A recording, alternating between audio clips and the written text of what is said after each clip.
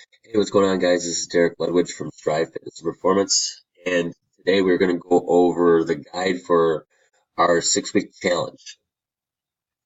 Make sure you end up following all the way down. Again, this is pretty much it's a pretty big document, but we're trying to make it as simple as possible. And remember, everything is individualized.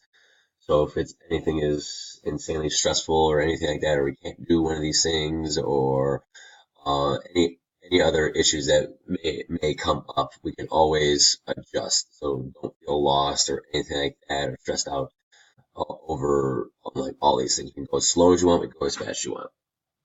So first things first, a lot of us that are already members here at Strive know this, that we want to get our baseline numbers. Okay, so the overall goal is that we're food logging week one, especially so we can adjust. We have no idea where you are at when we first start here, so really telling you exactly where we should go numbers wise really doesn't make any sense if we don't know where we're at. So we have to make sure that is really specific as we go through. As I mentioned, the food plan is a great baseline, but each person is individualized, so we will constantly make adjustments throughout each week. Overall goal of this plan is, even though it is a set goal of losing weight, losing fat, things like that, we want to create a deficit high enough to make adjustments. And what I mean by that is we do not want to go insanely low because the body is going to adapt to that, and we want to be able to make adjustments to go lower. So we don't want to be in like a 900 calorie diet. Make sure we are tracking everything. Supplements, sauces, salad dressings, cooking oil, especially beverages, nuts, anything that we do that we really don't realize that we're adding that amount. This is usually for fats, and we'll talk about that as we go down lower down the list. Protein is going to be the key. We want 1 gram of body weight. Sometimes it's about 0.7, anything like that. Pretty much the smaller we are, the more leaner we are, the more protein we want. The bigger we are, the more about 0.7 grams per body weight. But again, this is going to be individualized, but this is going to be the key. We want this high. If we fix nothing during the 6 weeks, if we get consistently with protein, a lot of things sort of go as the plan goes on.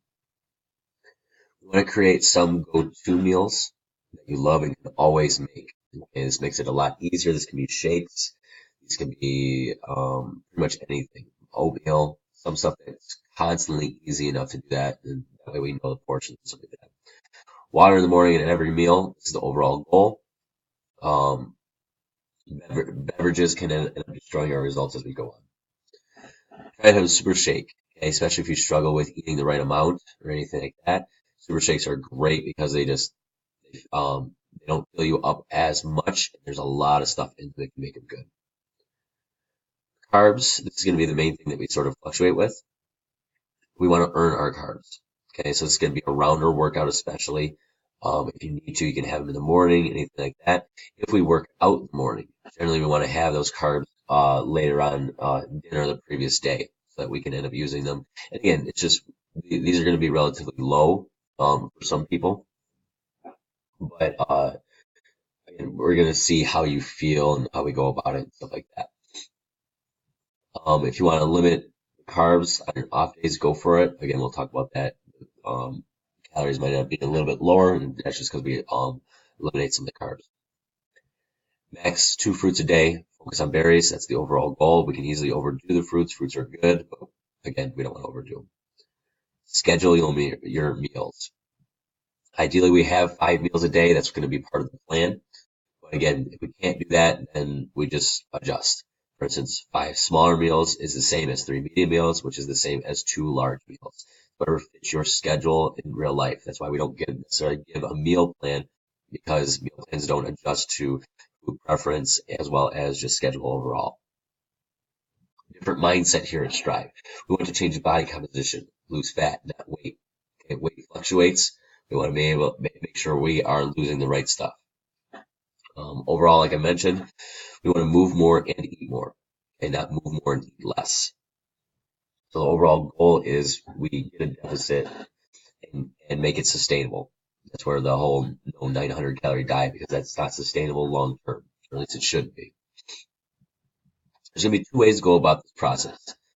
Okay, there's the easier method, which I'll explain like later on down the line here, and it's just simple plug and play. Get your protein, get your carb, get your veggie, and make a meal. Okay, correct portions are there, everything like that, as well as the macros. This is the easier way one. This is generally what I do because I don't really care what I'm eating. I just get the right amounts of everything. The harder version, which again, I'd say harder because it's more in depth, but it's not really that hard. Just, for people like their preference. With the harder method is very, very similar to what we do during the Jumpstart program, which is we use MyFitnessPal, we measure out everything, and then we sort of use our hand to measure it out, and that way we know exactly what everything equals.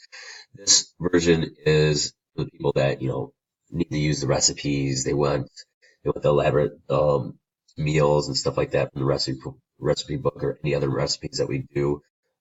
As long as it fits into our goals, you're fine. Okay, but again, this is a little bit more in depth, and again, that's fine too.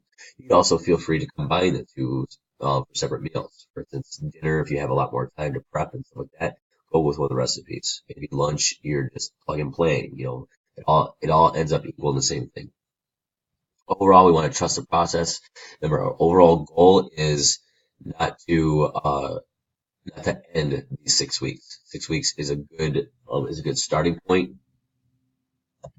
Sorry about that. 6 weeks is a good starting point, but again, it should not be the end point. We'll talk about that as the 6 weeks end and where we want to go from there.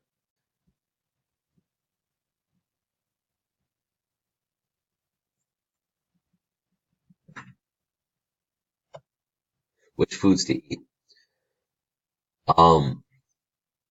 Again, one of these things is what we're going to end up doing. We don't want to overdo our fats. We want to make sure that those are on point, especially. We can adjust anything. Okay, these are what I'm talking about with the easy plan. These are the portions. All right, here, the protein, fats, fatty protein sources, which includes like salmon, stuff like that. We want to make sure that we count those as protein and fats, the same exact thing, because they are both of them. This includes like eggs as well, whole eggs. But again, these portions are around 1.5 servings in each one. And again, that's completely fine. We want to make sure that we just sort of plug and play. So if my breakfast, I get, eggs and coconut oil and oats for some weird reason. There's my meal. So you just plug and play all of these with the correct portions and you're golden. This would be the easier method, which is usually what I do. And of course, veggies go nuts.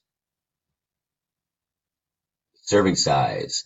So its biggest goal is to become mindful about what we're eating.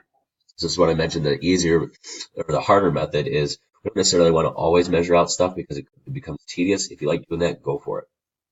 But what we usually end up doing is that first week, as we sort of mess around with MyFitnessPal and get used to stuff, we measure stuff out. We put in MyFitnessPal and we measure it with our hand as well.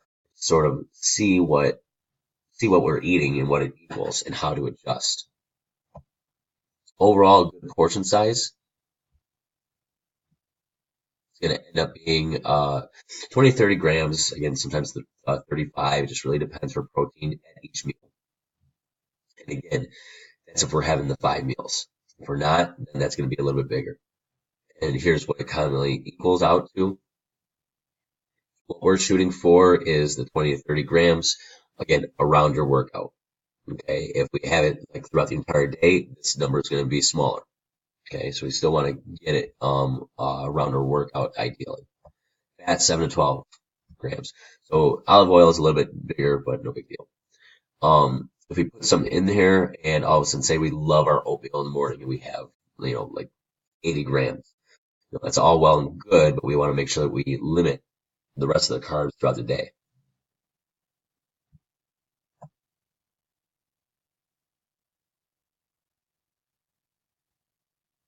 Okay, daily meals, as we mentioned, the easier ones, here's what we should end up doing. We just plug and play everything. Men, as I mentioned in the macros video, workout days around 1800.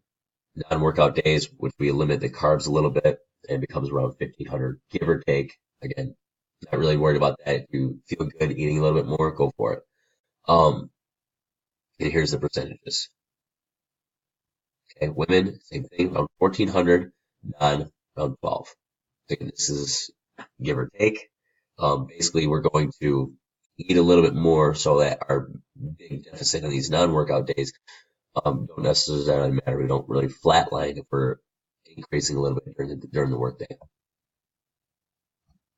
Training days. These are what I mean by what training days actually mean. These are the days that you're heavy lifting. You come in here. It would typically be like a Monday, Wednesday, Friday version, anything like that. But here's what I mean about the plug and play. Again, if you want to get really, really simple, this is a perfect way to go about it. Protein, fat, veggie in the breakfast. Protein shake, but you can easily have a portion of protein here. Protein plus 1 carb plus veggie. Again, you don't necessarily need to have this carb, but if you're dying out in the workout or something like that, it might be helpful. Protein shake or snack. Protein, carb, 2 carbs, and veggie. Okay, obviously, if the numbers work out a little bit differently or anything like that, then we're fine. But we want, this is my nighttime workout, so this is where I adjust it. And breakfast would be a little bit different for post-workout if I'm working out 5:30 in the morning. Rest days, these would be the cardio days. Tuesday and Thursdays, it just really depends on how hard we go and how you feel. If you go on the treadmill at, let's say, Planet Fitness, anything like that, that would not necessarily be a workout day. And pretty much the thing that we do here, the change, is we get rid of a carb. 2 carbs, I'm sorry. And we really just have it at, another meal for a carb.